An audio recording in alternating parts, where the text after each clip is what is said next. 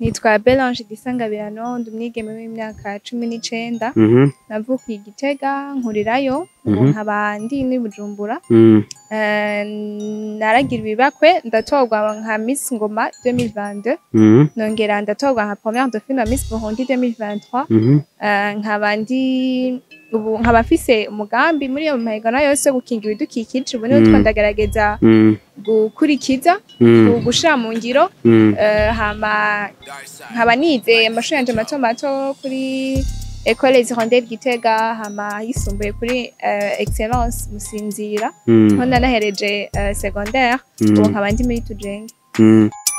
Hari abantu bibumvira ko kuja ma competition nk'aya bigeme baserukize aba Miss ari uko uba uri mwiza nawe nuko wabonye uri mwiza uvuga ati reka ngende mu ma competition nk'aya. Umuntu umwe wese ni mwiza kuri we naravye kuri jewe nibaza ko nawe wibarira ati uri mwiza ntiwovuga ngo yandi mubi urumva umuntu ariko uri mwiza kuri we ugere wewe wiyakiriye ukabona uko wishimye aba ari intango yuko utera imbere kuri nanje mana yangiriye yaranteye iteka irabinyumvisha ndashobora kuja nanje guhigana n'abandi. Nigiki ukuntu wikunda kuri wewe ubarake wiravye uvuga ati akunda amaso yanje umunwa canka amatwi je niravye ndakunda ubwanwa bwanje byose n'ukuri je ndabizi oya kimwe basi uvuga ati mugabo ndakunda kimwe ntashima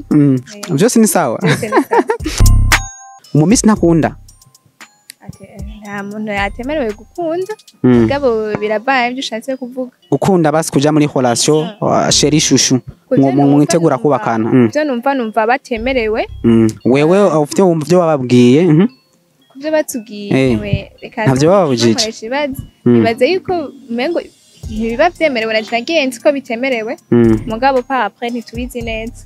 bibaze ko babanka ya impact mu nyuma bigira by'ama polemique tu sino nta bindi. Wewe vyashitse uri single cyangwa ari umufise mwabanje guhagarika? Iyo ni vie privée tuvyihari. Ubaza ko ari giki cyo bacaratumye wambara ikamu no munsi ya première dauphine? Nibaza yuko ari urukundo neretswe n'abantu hamwe n'Imana n'inguvu nashizemo muri izo higano.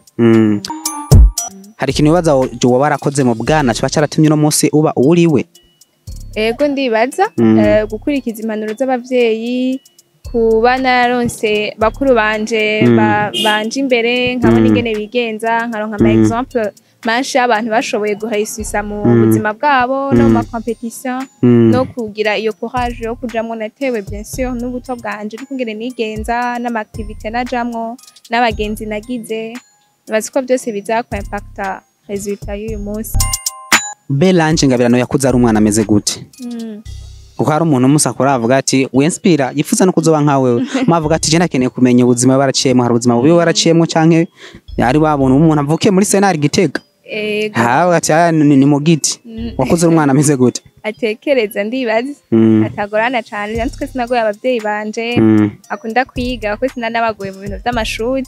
kandi akunda kubana n'abantu n'abavukana n'abagenzi biwe yego akunda no gutamba ikirundi nayi mu club yo gutamba ikirundi yego how uzi gutamba intambi so nisimbuge zose nabambesha zibiri ntaco tibo igihambwe igihambwe ndamaze gucumba nakena gusa kumenya ingene bagitamba bakoresha amaboko gatoye gira nk'ubu gatoye turabigira hanyuma. Nuwe mugambi washize imbere muri Miss Burundi 2023 ndetse no mugambi ubugejeje ni Burundi plus wari jeje gu protéger l'environnement ga ma sensibilisation aba jeunes élèves kumvisha ko nabonyene question ya protection de l'environnement baraba no ngira ma collecte de déchets ubu nkaba nkorana n'abanyeshuri muri Tujenge naho niga n'abandi banyeshuri kuri ku mashuri anyigereye Saint-Esprit na Excellence Gitega nifuza ko tuzokorana nabonyene muzobona mu misi zoza turagira ama collecte de déchets na ma sensibilisation duheruka no kuja gu collecte ama sante kwa kacha ego naho ndabigejeje buke tuzabiraza uratembere urabe abantu Tanganyika yateye bijyana byo bindukikije nkajya haba hakeneye gukorwa iki eje namye mu kibenga lake baranampetse uragenda no urabanza guheke kora vyase kuca mu mazi mugandatsko bibaho mu ndayibona no ku marizo ni ibitwama turavuga abantu bose bagerageza kuvuga ibi nyene tudakora ibi byo guta imicafu nyene twica ibidukikije kutuza turata imicafu mu mazi ufite ubumenyi bungana gute ibintu bijanye na environnement uramaze kuja hanze kuvyiga canke nga sindajayo gusa aho ndi aho ndi turafise cours ya environnement nyene tuvyigamo naho naronkeyeho ubumenyi bwinshi ndashimira cyane tujenge yabifashijemwo n'amaformation njamwo ariko ndifuza kubandanya amashuri muri ivyo nyene ko wambaye ikamba rya premier dauphine muri Miss Burundi hari ibintu bikuboha oya hari ico byakuboshe gutembera mu masite urumva ntushaka kubana kari hose kandi muri busy biramuragoye no kuronka hari ivyo usanga utakoze mugabo je nibaze ko ivyo nashaka gukora byose nama ndabikora ntaco ndabona kimbuza gukora urifuza kuzoja mu competition ya Miss World canke ama international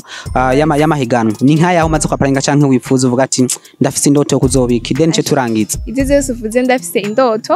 ndiye Miss uraba cyane utagetinga ni nyinshi ni nyinshi targetinga nibaza yuko izo bizokunda konjamo muzoyibona mu nyuma tugushimira kwa duha akanya merci beaucoup namwe